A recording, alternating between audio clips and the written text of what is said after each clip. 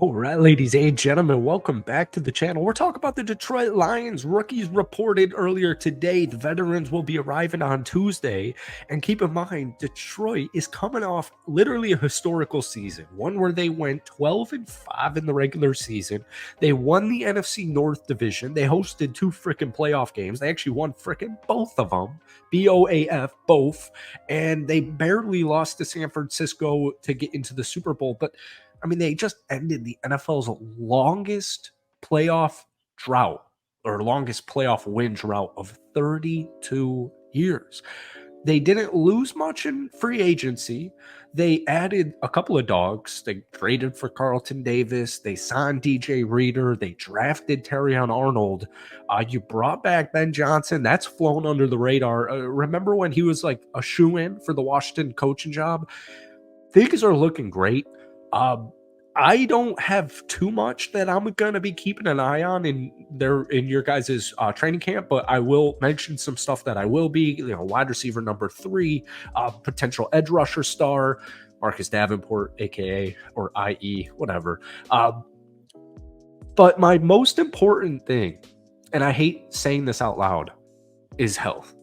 I mean, like, the only thing I'm going to be keeping that keen of an eye on for the Detroit Lions offseason training camp until the regular season begins is literally health. The only thing stopping this Detroit team from getting into the Super Bowl or getting into the playoffs, winning the NFC North, hosting a couple of playoff games, etc., is literally health. All right. So welcome back to the channel. Obviously, we're talking about the Detroit Lions in tonight's video. But before we do, if you guys enjoy it, be sure to hit that like button, hit that sub button for daily NFL content. Lions fans, if you guys could try and help me get this video to 100 likes, that would mean the absolute world to me. I was just on a vacation or a little trip, and then I've been posting way too much basketball stuff in the dead of the NFL offseason. So our algorithm is completely shredded. We're desperate for 100 likes in today's video. So thank you guys so much for watching it. Once again, Detroit had a really sneaky good offseason. They picked up DJ Reader. They picked up Marcus Davenport. You traded for Carlton Davis. You got Amik Robertson. But a lot of those guys underrespected or underrated in general. DJ Reader, one of the best defensive linemen in the NFL, or one of the most reliable interior defensive linemen in the league. I'm going to talk about Marcus Davenport in just a second because he could change everything with the Detroit Lions roster, or defense, I should say. But I want to talk about the wide receiver room real quick because we talked about Antoine Green in our last video. Wide receiver 3 is going to be something I'm definitely going to be looking at during training camp because you have Amon-Ra St. Brown who's coming off career amazing season, amazing star-studded season. We have Jameson Williams, who is poised for a year 3 breakout season, right?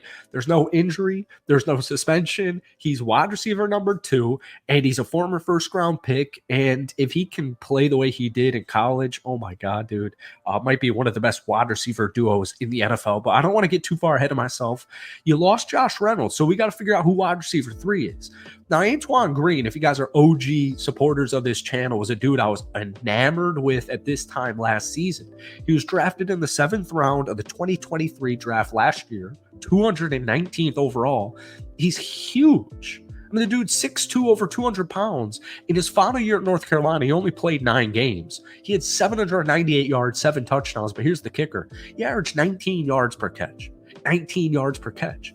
So I was reading an article on PrideOfDetroit.com. It's from Ryan Matthews, my favorite Detroit sports or Detroit Lions website, like by far.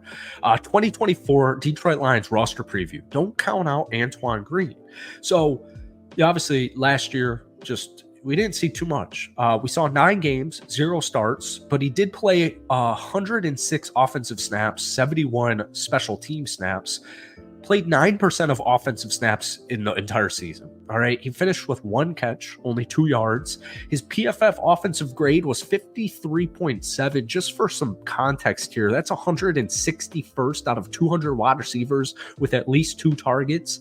He had a PFF receiving grade of 49.2, which was 195th out of 200. And he had a PFF special teams grade of 59.3. Not much better, 794th out of 1,089 special teamers with at least 43 snaps. So we need to see some progression from Antoine Green. One thing I loved that I saw was he was on the field a lot during crunch time, during playoff games, and towards the end of the season. He wasn't seeing the targets, but he was seeing the snaps. All right.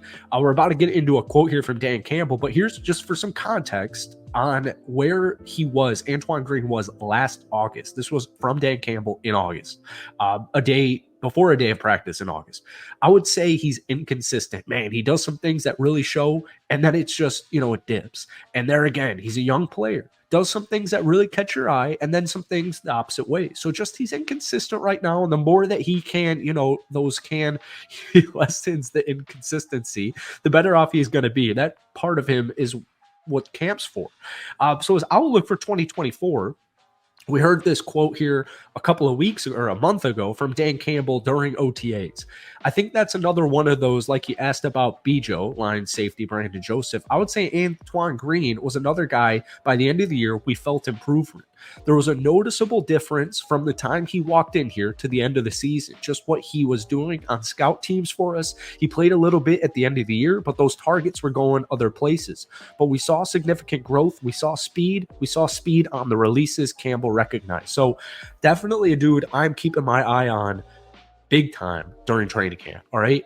And then another player is Marcus Davenport, because he's slated in as your opposite edge rusher at Aiden Hutchinson. We've been saying before especially the addition of DJ Reader, while we were waiting on, James Hughes to get healthy, etc., getting towards the trade deadline, you got all these guys like Montez Sweat, Chase Young, a bunch of edge rushers, Brian Burns, that we were talking the Lions could look into. Well, they picked up Marcus Davenport. Davenport's really interesting to me because he's a freaking stud. The dude is a stud. He's a gamer. He's a game changer, but he can't stay healthy. Last season with Minnesota, only 4 games. The year before it, though, with the Saints, he played 15 games. He had 9 total starts. He had 29 total tackles, 8 quarterback hits. But we only saw 0.5 sacks. That's very uncharacteristic of him, all right? Just for some context, even though he only started 3 games for Minnesota last year, he still had 2 total sacks. So if we go back to 2021, I know 2021 feels like ages ago. It kind of was. He played in 11 games. He only started 9 of them. All right. 39 tackles, 9 sacks, 16 quarterback hits in just 9 starts. If you can get some type of production like that, if Marcus Davenport can literally just stay healthy for this upcoming season, he will give you close to 10 sacks. I know it's been a couple of years, but I'm telling you, this dude is still a freak of nature athlete. Literally, the only thing stopping him is health. So those are 2 players I'm keeping close eyes on during training camp. Let me know what you guys are thinking about Antoine Green and Marcus Davenport. But let me know what you guys are thinking heading into training camp. What's your morale like? What's your confidence looking like heading into training camp that begins on Tuesday? Stay tuned because we're definitely dropping a video then. Thank you guys for watching. Have a great rest of your weekend. We'll see you soon.